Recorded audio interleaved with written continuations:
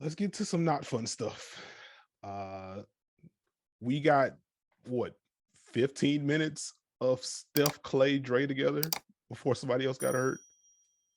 There was a loose ball in the second quarter of Warriors Celtics, a defensive clinic for the Boston Celtics, in which Marcus Smart dives for a loose ball, also gets caught up on Stephen Curry's foot, and now Steph is out indefinitely. Hopes to be back for the postseason, but people weren't. That also seemed to be like a polarizing play. When you saw it, did you think anything of it? Did you feel like it was reckless? Did you feel like it was just hard play, unfortunate result? Like, where did you fall on the roll up? Well, first, I thought it's unfortunate for Steph and for the Warriors. When we're talking purely about the play, I didn't think it was a dirty play. I just thought it was unfortunate. Now, if you want to argue, was it necessary?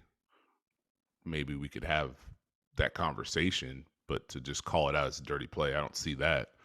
That was instinct. That was an instinctual play that he made. As soon as that ball looked like it was loose, he went for it. He made a read on the ball. He was the first one on the floor. Playing hard is a mindset, folks. And like I don't know if we're having think pieces now about hustle plays, but if we're doing that, we just got to slow it down a little bit. That's part of the game. Mhm. Once you truly embrace playing hard, you do things on instincts. You do it out of habit. And I'm saying that as someone who dove on the floor a lot. There's an art to it. Like you give your body up and you understand your surroundings. Like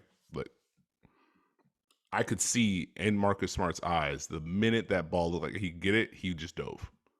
And Steph also tried to get it, and unfortunately, Smart dove into him, rolled him up. That part stinks. I don't think Marcus Smart felt great about that. I don't think that's the outcome he wanted. He's just going to get the ball because that's what he does. Like, there's no there's not a ton of thought process when it comes to the decision to dive on the floor. Like I've dove on the floor, I've dove in the stands. I almost fell off the court in Minnesota trying to get a loose ball.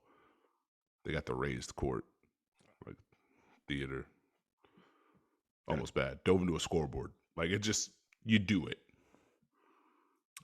But I don't know if it vibes with the times. But like that was the thing. Coaches taught you, hey, be the first one on the floor. If you want to go get it. And also, better chance to not get hurt if you dive. Mhm.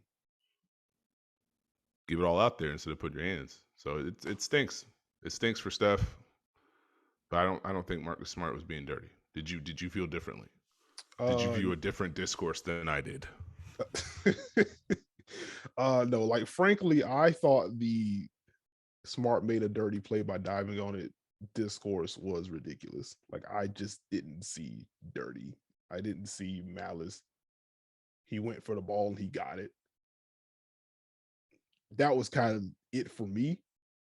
If there was anything that made me raise my brow, it's the ensuing possession in which the ball reaches Clay and Clay's going up for something and Marcus Smart is like leaping and there's like the leg flying and stuff. Like I'm just like, okay, that's weird at the very least. But the Steph thing, I just didn't see. Like, no, like that's unfortunate. And then even with the argument, I think you said like you could have the conversation about if it was necessary or not. I'm just like, for me, why would it be unnecessary? Not to you specifically, but like, why would that be viewed as unnecessary? Because in the first half, like what? I guess that's what I'm trying to figure out. The unnecessary part is probably just the sellout because the ball wasn't all the way loose quite yet. It's like, yeah, he made a great read on the ball. He made a great beat. You could argue maybe he could have just tried to go get it or something. It's a flimsy one on my end because I don't see it, but I could see how maybe you understand. Hey, maybe he tries to get it with his hands or something like that. I don't know. Okay, So that's I the could one. reach there, but I don't know. Dirty isn't is too much for me. Okay, I just didn't. I didn't get that one. And for the Warriors, like, are you? What is your concern level with Steph basically getting back into rhythm as the playoff starts?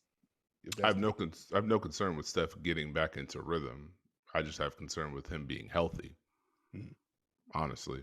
And the big part is the Warriors finally looked like they were coming on out of the other side of this. You get Draymond back, you got Clay going somewhat, Poole's going, Wiseman potentially coming back. You finally got your three together. You just recovered from losing a big piece Yes. it, and navigating that and figuring some things out. And now you have to navigate without the piece. And that's the piece.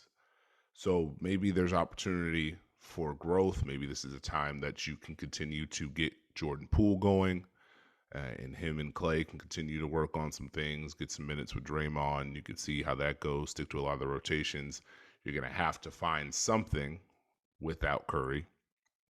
And so maybe that can translate going forward if you kind of put Poole in some of those roles. If your execution, your movement is that way, your defense gets stronger. There are pieces you can work on without Steph, and you can integrate when Steph comes back. The big piece is the timing of it.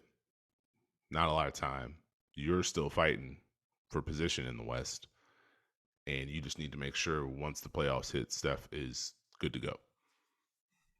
There we go. Like I am intrigued to see what this means for Jordan Poole because he's been on a run as of late. As you mentioned, the chemistry between him and Clay is going to be important. Like I wonder how much Moses Moody we see moving forward.